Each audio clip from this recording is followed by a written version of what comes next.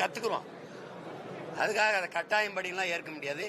அதனால இந்த புதிய கல்விக் கொள்கையை இவங்க ஏற்கலைன்னா அது வரவேற்கத்தக்கது.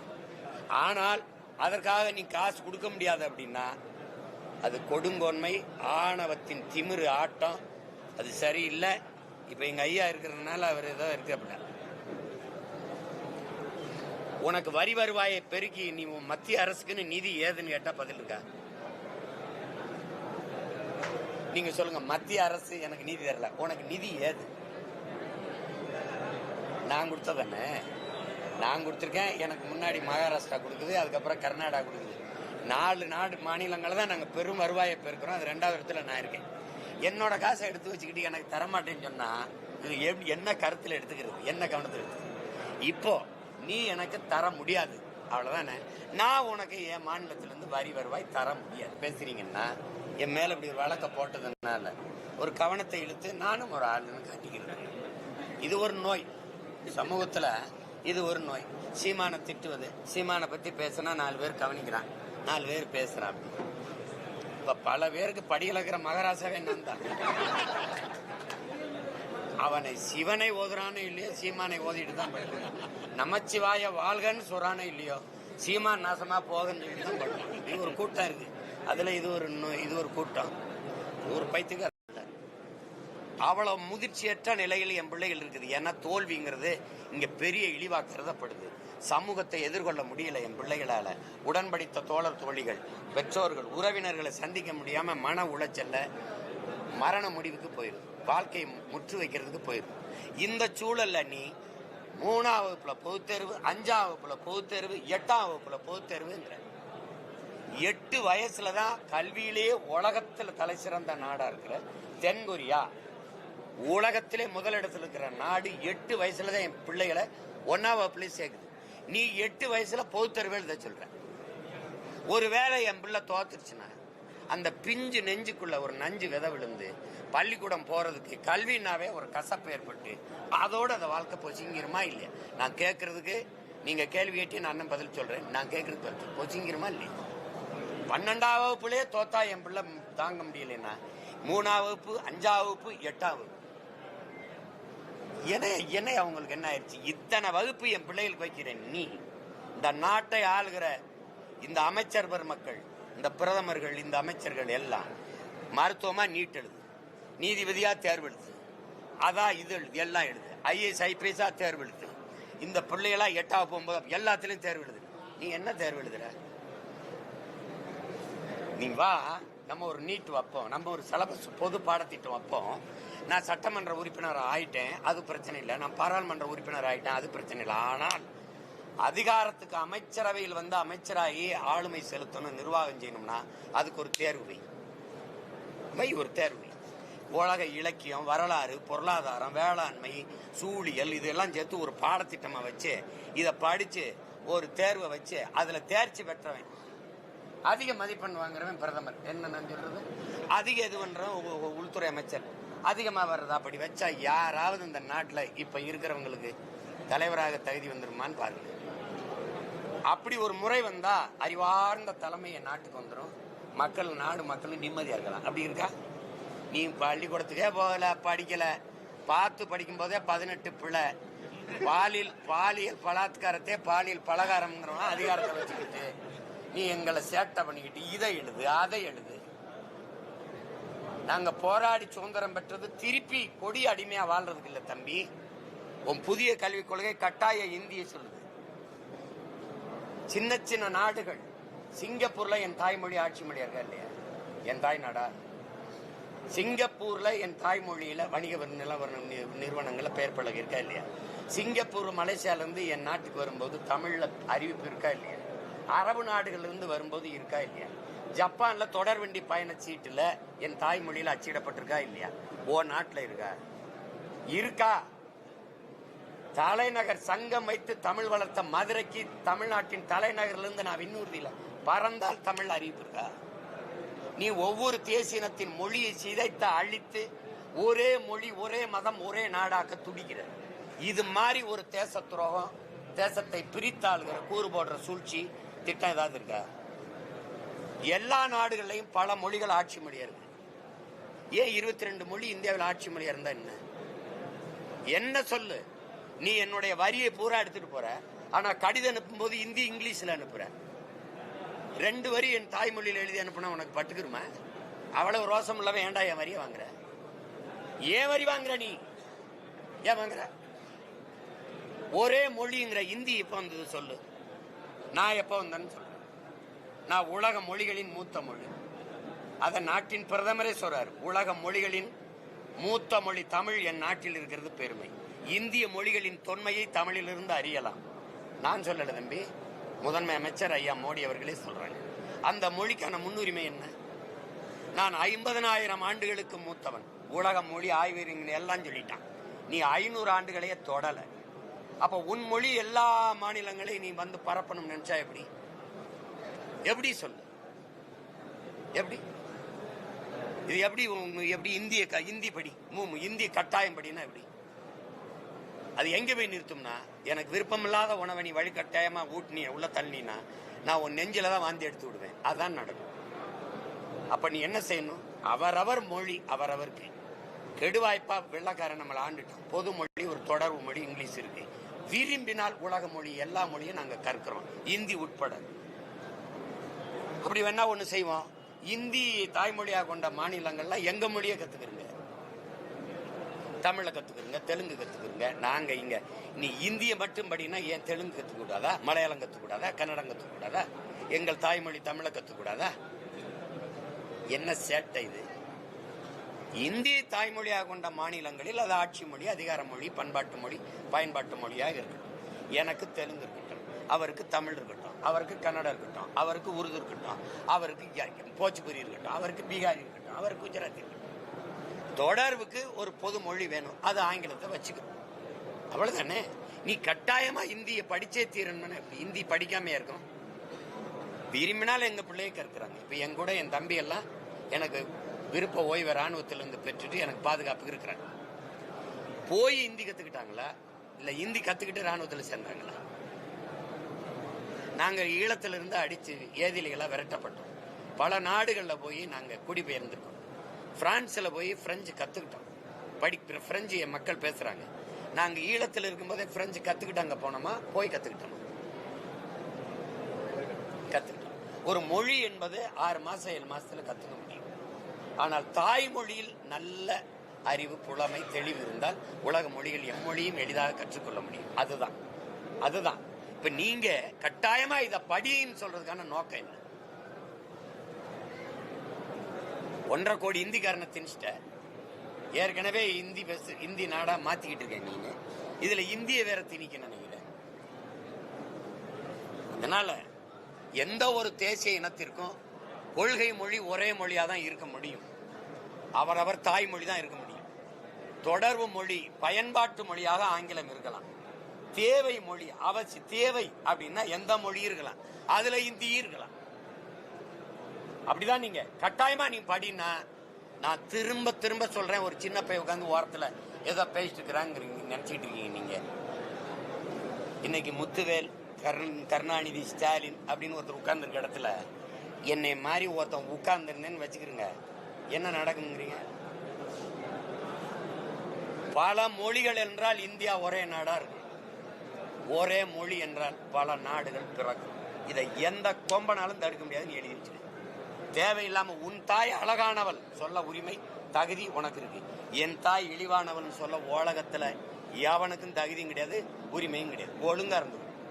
விரும்பினால் எம்மொழியும் கற்போம், ஆனால் எங்கள் மொழி கற்போம். எங்கள் இனம் வாழ எம்மொழியும் கற்போம். நாங்கள் வாழ இந்தி படிப்போம், உருது படிப்போம், டச்சு படிப்போம், ஸ்பானிஷ் படிப்போம், பிரெஞ்சு படிப்போம். அது கத்துக்கிறோம். அதுக்காக அதை கட்டாயம் படிலாம் ஏற்க முடியாது. அதனால இந்த புதிய கல்விக் கொள்கையை இவங்க ஏற்கலைன்னா அது வரவேற்கத்தக்கது. ஆனால் அதற்காக நீ காசு கொடுக்க முடியாது அப்படின்னா அது கொடுங்கோன்மை, ஆணவத்தின் திமிரு ஆட்டம். அது சரியில்லை. இப்ப எங்க ஐயா இருக்கிறதுனால அவர் ஏதோ இருக்கு அப்படின்னா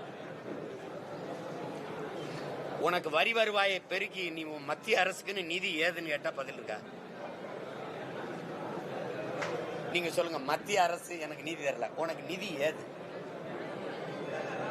நான் கொடுத்ததானே. நான் கொடுத்துருக்கேன், எனக்கு முன்னாடி மகாராஷ்டிரா கொடுக்குது, அதுக்கப்புறம் கர்நாடகா கொடுக்குது.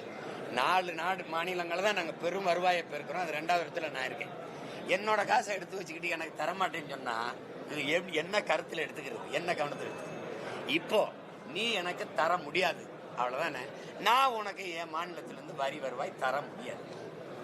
அவசரமா ஒரு சட்டசபையை கூப்பிட்டு எல்லா உறுப்பினர் ஒப்புதலும் போட்டு இவன் எதை ஏற்கிறான் எதிர்க்கிறவன் ஏற்கிறவன் தெரிஞ்சிடும். எனக்கு வருவாய் நிதிநிலை அறிக்கையில எனக்கான உரிய நிதியை ஒதுக்கானாலும் தேசப்பற்று எனக்கு இருக்கணும்னு பேசினா அது எவ்வளவு பெரிய அயோக்கியத்தன்மை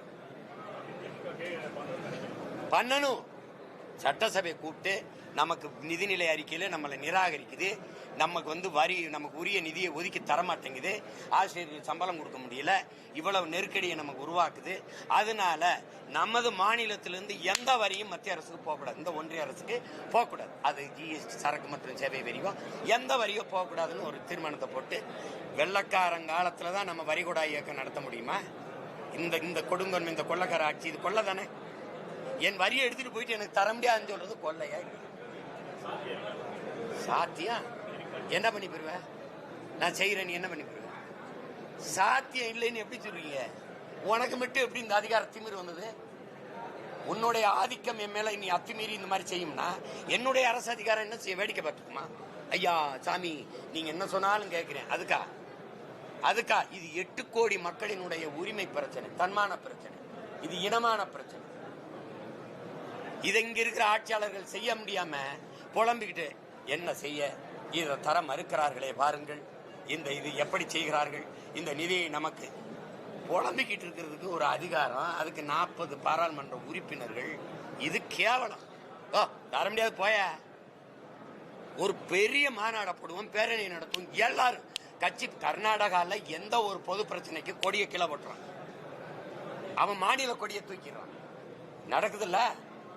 பொதுவா நிப்போம், எல்லாரும் நிப்போம். ஒரு ரூபா வரி போகாது ஒன்றிய இந்திய அரசுக்கு. இல்ல, முடிஞ்சு போச்சு.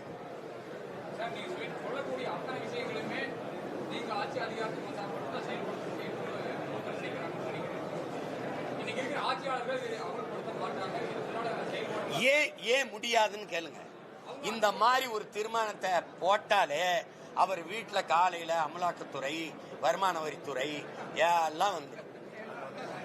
கைபூர கரண் புரியுதுல? இப்ப எனக்கு என்னையே ரைடு தான் போட முடியும். இன்கம் டாக்ஸ், இடி, ஐடி எல்லாம் போட முடியாது. ஏன்னா இல்ல. என் பங்காளி வடிவேல் சொல்ற மாதிரி ஒண்ணு இல்ல. நீ துணிஞ்சு முடியாதுன்னு.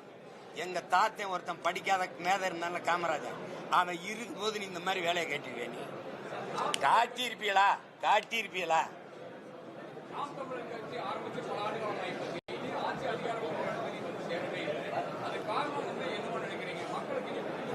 நீங்க எனக்கு வாக்கு செலுத்தினீங்களா?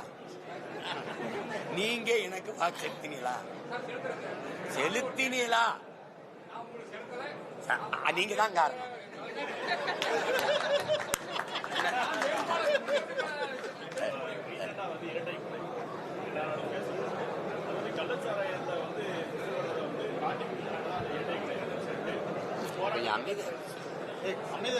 ஒரு தடவை சொன்ன பத்திரிகை அமைதியா இருக்கணும் கூட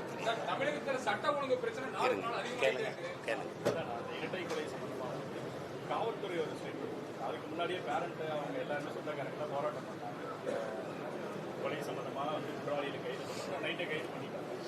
அடுத்த நாள் காவல்துறையில ஒரு அறிக்கை ஸ்டேட்மெண்ட் தராங்க. முன்விரோதம்னு வருது. அது நான் நேரத்தையே சொல்லிட்டு என்னன்னா, முன் விரோதம்னு சொல்றாங்கல்ல, அதுக்கு காரணம் என்ன? அந்த கேள்வியை நீங்க தான் கேட்கணும், ஊடகவியலாளர்கள். ஆனா அதையும் நாங்களே கேட்க வேண்டியிருக்கு.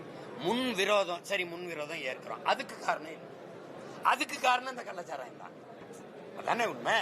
அப்போ நீ ஒரு குற்றத்தை மறைக்க இந்த அரசு பாருங்க, குற்றத்தை அதை தடுக்கிறதுக்கு நடவடிக்கை எடுக்க பதிலா அந்த குற்றத்தை மறைக்கவே போராடு. அது அண்ணா பல்கலைக்கழக பாலியல் சீண்டல்ல இருந்து இந்த என்ன சொல்றது, எல்லா இடங்கள்லையுமே இந்த திருப்பரங்குன்றத்துல நடந்த அந்த மத பிரச்சனைகள் இருக்குல்ல, வழிபாட்டு பிரச்சனை, அதுல இருந்து எல்லா இடங்களையும் அது தலையிட்டு அது பிரச்சனை ஆமா இப்படின்னு வர்றதில்லை. ஒரு கோயில் வாசலை வச்சு சாராயத்தை வித்திருக்கிறாங்க. அது அங்கே காய்ச்சல காரைக்கால்ல இருந்து வாங்கிட்டு வந்து வச்சிருக்காங்க.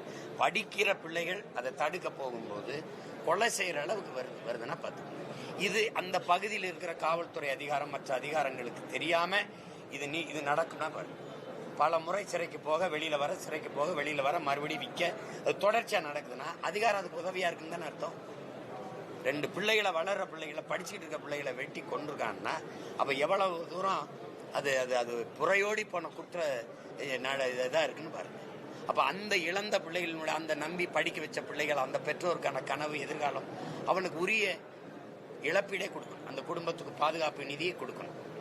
அதுக்கப்புறம் இது மாதிரி குற்றச்செயல்கள் நடக்காம பார்க்கணும். இப்போ கள்ளக்குறிச்சி, அதுக்கு முன்னாடி மதுராந்தகத்தில் நடந்தது நீங்க பாத்தீங்க. மதுராந்தகம் தானே, இல்ல மரக்காணத்தில் நடந்தது, அதை கடந்தோம். அதுக்கப்புறம் கள்ளக்குறிச்சி நடந்தது, அதை கடந்தோம். இப்போ இங்கே மயிலாடுதுறை நடக்குது. இது தெரிய வருது, நம்ம பேசிட்டுக்கோம். ஆனா நாடங்களும் தெரியாம எத்தனை இடங்கள்ல நடந்துகிட்டு இருக்குங்கிறத நீங்க யோசிச்சு பார்க்கணும். அப்ப வெளியில வந்தாதான் அது குற்றமா தெரியுது. ஆனால் அது மாதிரி பல குற்றங்கள் நடந்து கொண்டே இருக்கு. அப்ப இது அரசு இதுக்கு பொறுப்பேற்று உடனடியா இந்த மாதிரி குற்றச் செயல்கள் நடக்காம தடுக்கணும். இதுல திசை திருப்பி விடுற வேலையை காவல்துறை செய்யக்கூடாது. இப்ப எல்லாத்தையும் விட பெரிய இது, இப்ப திருப்பூர்ல இந்த காங்கேயம் பகுதியில நாய், தெருநாய் வெறிநாயா மாறி, இப்ப வேளாண் குடிமக்கள் கால்நடை வளர்ப்புங்கிறது அவங்களுக்கு ஒரு கால்நடை வளர்ப்புங்கிறது அது சார்ந்து அவர்கள் பொருளாதாரம் கட்டமைக்கப்படுது. இங்கே வேளாண்மை சார்ந்து இப்ப அந்த கால்நடையே 40 ஆடுகள் இருக்கிற இடத்துல 26 ஆடை நாய்கள் கடிச்சு கொன்றுது அப்படின்னா மொத்தமாவே அந்த பொருளாதாரம் போயிடுது. அந்த தம்பி காட்டுறாரு, ஒரு இளம் கண்ணுக்குட்டி, அந்த திமிழோட இருக்கிற கண்ணுக்குட்டிய அது அந்த கட்டி இருந்த இடத்துல அந்த திமிழை மட்டும் கடிச்சு சிதைச்சு அந்த நாய்கள் செஞ்சிருக்கு. அப்ப இது என்ன ஆயிருதுன்னா, அது எதனால வருதுன்னா, அந்த கசாப் கடைகள்ல, கறிக்கடைகள்ல வாரத்துக்கு 2 நாள் அந்த கறிகளை போடுறது தின்னு சாப்பிட்டு அது அதிலே ருசி கண்டுட்டு திருப்பி கடையில பட்டியல அடைச்சு கிடக்கிற ஆடுகளை போய் அது தின்னுருது. பெரிய பொருளாதாரத்தை செய்யுது. இப்ப இதுல என்னன்னா, இந்த 6 மாச காலத்துல 900 ஆடுகளை அது கொலை செஞ்சிருக்கு, கொண்டிருக்கு. தீர்வு இப்ப நம்ம வேளாண்குடி மக்கள் கேட்கிற முதல் தீர்வு, இழந்த ஆட்டிற்கு ஏதோ ஒரு இழப்பீடு 1000 500 கொடுக்கறது சரியில்லை. சந்தை மதிப்பு, ஒரு ஆட்டின் விலை சந்தை மதிப்பு இன்னைக்கு எவ்வளவு இருக்குது? 1 கிலோ கறி உங்களுக்கு தெரியும் 1000 ரூபாய்க்கு இன்னைக்கு சந்தை மதிப்பு என்னவோ அந்த உரிய இழப்பீட்டை நம்ம உழவர் குடிகளுக்கு கொடுக்கணும். திருப்பி இந்த நாய்கள் இதை அதுல ஒரு கொரிய இது பண்ணா, இந்த ஆடை கடிச்சு தின்றுன்னு ஒரு நாயை அடிச்சு கொண்டு புதைச்சிடுறாங்க. அதை ஒரு தம்பி எடுத்து போட்டுறாரு போல. ஹரியானால இருந்து அந்த உயிர் காப்ப இந்த விலங்குகள் நலத்திலிருந்து 21 பேர் மேல வழக்கு அப்படின்னா, 900 ஆடுகளை நாய் கடிச்சு கொன்னது மேல இல்லாத நடவடிக்கை ஒரு நாயை கொன்னதுன்னா, எல்லா உயிர்களையும் நேசிக்கிறதா நம்ம மாண்பு. ஆனால் அந்த உயிர் இன்னொரு உயிரை தாக்கி அளிக்கும்னா அதை தடுக்க வேண்டிய பொறுப்பும் கடமையும் அரசு. அதுதான் நியாயம். திராவிட மாடல் ஆட்சியில அதுதான் நியாயம். அது அதை எல்லாத்தையும் நீங்க எனக்கிட்டே தான் முறையிடுறீங்களே வெளியா, இதுதான் கொடுமைங்கிறது. பாதிக்கப்பட்டு நிக்கிற விவசாயி பக்கத்துல நிக்க வேண்டிய அதிகாரம் இப்ப என்னன்னா, ஒரு நாய்க்கு இருக்கிற மதிப்பு நமக்கு இல்லையாடான்னு விளங்குதா? அதை அரசு கவனத்தில் எடுக்கணும். அந்த வெறி நாய்களை அப்புறப்படுத்துறதுக்கு, வேற இடத்துக்கு கொண்டு போறதுக்கு, அதுக்கு அல்லது விலங்கியல் காப்பகங்களை ஒப்படைச்சு அதை சரி பண்றதுக்கு பார்க்கணும். இல்லைன்னா ஒவ்வொரு நாளும் இரவுலையும் வேளாண்குடி மக்கள் பதட்டத்தோடு இருக்க முடியாது. இந்த ரத்தத்தை சுவைச்சு பழகி இந்த நாய்கள் ஆடு கிடைக்கலன்னா தெருவில் விளையாடுற பிள்ளைகளை கிடைக்கும். நீங்க பாக்குறீங்க, இந்த மாதிரி குழந்தைகளுடைய உறவலையை கடிக்கிறது இதெல்லாம் வெளியில மக்கள் நடமாட முடியாது. ரொம்ப கோரமான நிகழ்வுக்கு கொண்டு போய் விட்டோம். அதை அரசு கவனத்தில் எடுத்து உடனடியாக அதை எடுக்கணும். இழந்த வேளாண்குடி மக்களுக்கு உரிய இழப்பீடை கொடுக்கணும். சும்மா ஒரு 2000 கொடுத்தேன், 3000 கொடுத்தேன், 26 ஆடை இழந்தவருக்கு 10,000 கொடுத்து என்ன பண்ணுவாங்க? உரிய இழப்பீடை கொடுக்கணும். அதுதான் என்னுடைய கருத்து. சீமானுக்கு தடையை விதிக்கணும். காரணம் அந்த பிரபாகரன் அவருடைய படத்துல பணத்தை வந்து அரசியல் ஆதாயத்துக்காக பயன்படுத்தினாரு. உங்களுக்கு தடை விதிக்கணும்னு அவர் மனு தாக்கல் பண்ணியிருக்காங்க. அது எப்படின்னா, சில பேர் இந்த பாட்டு எழுதி புகழ் பெறுபவர் ஒருவர், அதில் குற்றம் கண்டுபிடித்து புகழ் பெறுபவர் ஒருவர். இப்போ நீங்கள் பேசுறீங்கல்ல, அவர் யாருன்னு உங்களுக்கு தெரியுமா? யாருன்னு தெரியுமா? தெரியாது. இப்போ ஏன் அவர் பேசுறீங்கன்னா, என் மேலே இப்படி ஒரு வழக்கை போட்டதுனால ஒரு கவனத்தை இழுத்து நானும் ஒரு ஆளுன்னு காட்டிக்கிறேன். இது ஒரு நோய் சமூகத்தில், இது ஒரு நோய். சீமானை திட்டுவது, சீமானை பற்றி பேசினா 4 பேர் கவனிக்கிறான், 4 பேர் பேசுகிறான். இப்போ பல பேருக்கு படியிலக்கிற மகாராஜாவே நான் தான். அவனை சிவனை ஓதுறானோ இல்லையோ, சீமானை ஓதிட்டு தான் படிக்கிறான். நமச்சிவாய வாழ்கன்னு சொல்றானோ இல்லையோ, சீமான் நாசமா போகன்னு சொல்லிட்டு தான் படிக்கிறான். இது ஒரு கூட்டம் இருக்கு. அதுல இது ஒரு நோய், இது ஒரு கூட்டம், ஒரு பைத்தியக்காரத்தனம். அதெல்லாம் வழக்குனா வழக்கா எதிர்கொள்ளும். பிரதமர் நரேந்திர மோடி அவருடைய வாய்ஸா நம்பிக்கையா வந்து இபிஎஸ் பேசுறாரு அப்படின்னு முதல்வர் நேற்று ஒரு மாநாடு ஒரு வீடியோ வெளியிட்டார். நேற்று அது பல விஷயங்களை பேசியிருக்காரு. பர்டிகுலராக இதை மென்ஷன் பண்ணியும் பேசியிருக்காரு. அதாவது பிரதமருடைய வாய்ஸ் நம்பிக்கை எடப்பாடி பழனிசாமி பேசுறது அப்படின்னு சொல்லியிருக்காரு. அது பல தடவை இவரே அது மாதிரியான வாய்ஸ் கொடுத்துருக்காரு. அதுக்கு முன்னாடி இவர் தான் அதுக்கு டப்பிங் ஆர்டிஸ்டா இருந்திருக்காரு. பாபர் மசூதி இடிப்பு தீர்ப்பு வரும்போது வழக்குல ஆர்எஸ்எஸின் தலைவர் என்ன அறிக்கை கொடுத்தாரோ அதுல ஒரு வரி எழுத்து கூட மாறாம அதே அறிக்கையை இவர் கொடுத்தார். உங்களுக்கு புரியுதுன்னு நினைக்கிறேன். மோகன் பாகவத் என்ன கொடுத்தாரோ அதே அறிக்கையை ஐயா ஸ்டாலின் அவர்களும் கொடுத்திருக்காங்க. ஐயா ஸ்டாலின், அப்பா ஸ்டாலினும் கொடுத்துருக்காங்க. இப்போ அந்த மாதிரி பலமுறை இவங்க அவர்களுடைய என்ன சொல்றது குரல் கலைஞர்களாக இருந்து குரல் கொடுத்துருக்காங்க. அதனால தான் இப்போ நீங்கள் ஒட்டு மொத்தமாக ஒரு இப்போ இவர் இப்படி சொல்லியிருக்காரு, அவர் அப்படி சொல்லியிருக்காரு அப்படின்றீங்கல்ல, அதனால தான் மொத்தமாக இந்த கூட்டத்தை ஒழிக்கணும்னு நினைக்கிற காரணம் அதுதான்.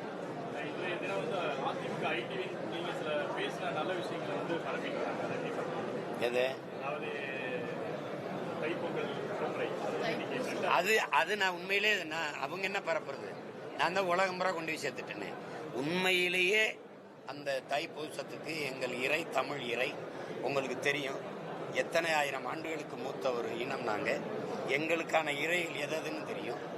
நீங்கள் விநாயகர் சதுர்த்திக்கு இருந்தது, குருநானக்கு இருந்தது, மகாவீர் ஜெயந்தி கூட இருந்தது, ஆயுத பூஜை சரஸ்வதி பூஜைக்கெல்லாம் பொது விடுமுறை இருந்தது.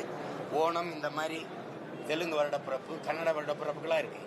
எங்களுடைய தமிழ் வருடப்பிறப்புக்கு மற்ற மாநிலங்களில் விடுமுறை இருக்குதான்னு நீங்கள் என்னைக்காவது கேட்டிருக்கீங்களா?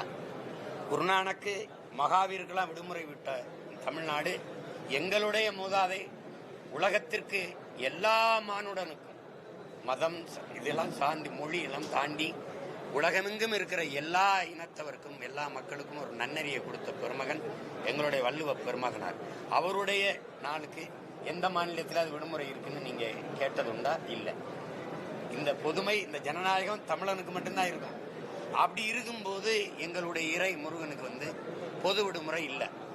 இப்போ பழனினா அந்த இடத்துல மாவட்ட ஆட்சியர் விடுமுறை விட்டுருப்பார். திருச்செந்தூர்னா அந்த இடத்துல பொதுவாக ஒரு விடுமுறை இல்லை. அதை நான் முதலாக அம்மையார் ஜெயலலிதா இருக்கும்போது நான் திருமுருக பெருவிழா எடுத்தேன். நான் அப்போ போய் கேட்டேன், இந்த மாதிரி உங்களை மாதிரி ஊடகவியலாளர் சந்தித்து கோரிக்கை வச்சேன். அவங்க தரலை. அதை அந்த நேரம் அப்போ விட்டு அப்புறம் அடுத்து அவங்க மரணித்த பிறகு ஐயா முதல்வரான பிறகு நான் போய் சந்தித்து கோரிக்கையை வச்சேன். அதையும் இந்த தஞ்சையை பாதுகாக்கப்பட்ட வேளாண் மண்டலமாகவும் அறிவிக்கணும்னு 2 கோரிக்கை வச்சேன். அது தஞ்சையை பாதுகாக்கப்பட்ட வேளாண் மண்டலமாக அறிவிச்சிட்டாங்க. அப்புறம் இதை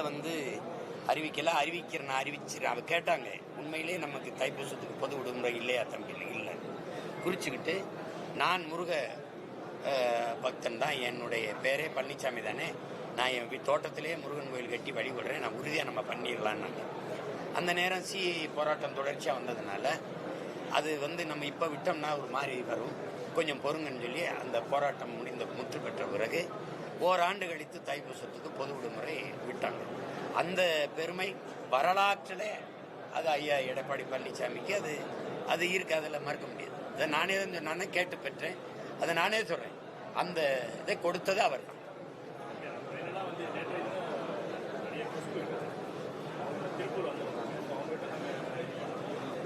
பாலியல் வழக்குகள் அதிகமாக நடக்குது. நாங்கள் கேள்வி வச்சோம். அதுக்கு அவங்களுடைய பதில் என்ன சொன்னாங்கன்னா, பாஜக நான் இருக்கேன், திமுக கனி பண்ணியிருக்காங்க. இந்த மாதிரி பல்வேறு கட்சிகளில் இருக்கக்கூடிய பெண்களை ஒருங்கிணைச்சு ஒரு கமிட்டி ஃபார்ம் பண்ணி இந்த பாலியல் தொடர்பான ஒரு தீர்வு காணணும் அப்படின்னு ஒரு கோரிக்கை வச்சிருக்காங்க.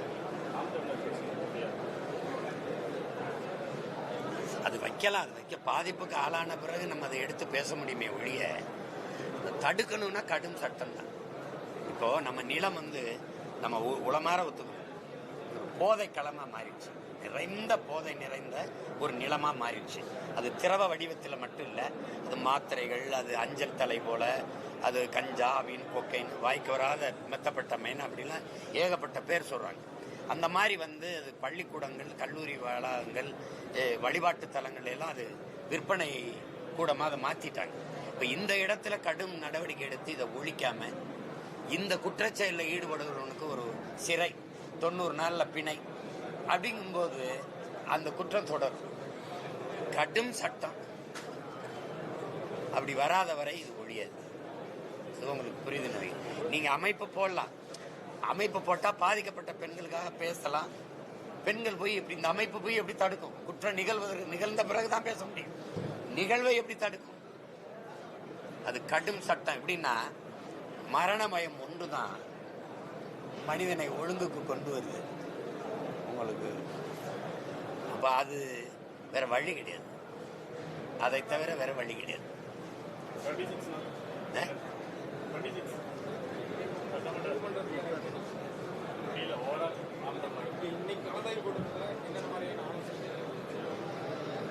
நாங்கள் 234 தொகுதியிலையும் போட்டிடுறோம். 117 பெண்களுக்கு வாய்ப்பு கொடுக்குறோம், 117 ஆண்களுக்கு வாய்ப்பு கொடுக்குறோம். ஒடுக்கப்பட்ட நிராகரிக்கப்பட்ட தமிழ் சமூகங்கள், வேற மொழி பேசக்கூடிய வேற மாநிலத்திலிருந்து வந்தவங்களுக்கு கூட இங்கே வாய்ப்பு இருக்கு, அரசியல் அதிகாரம் இருக்கு.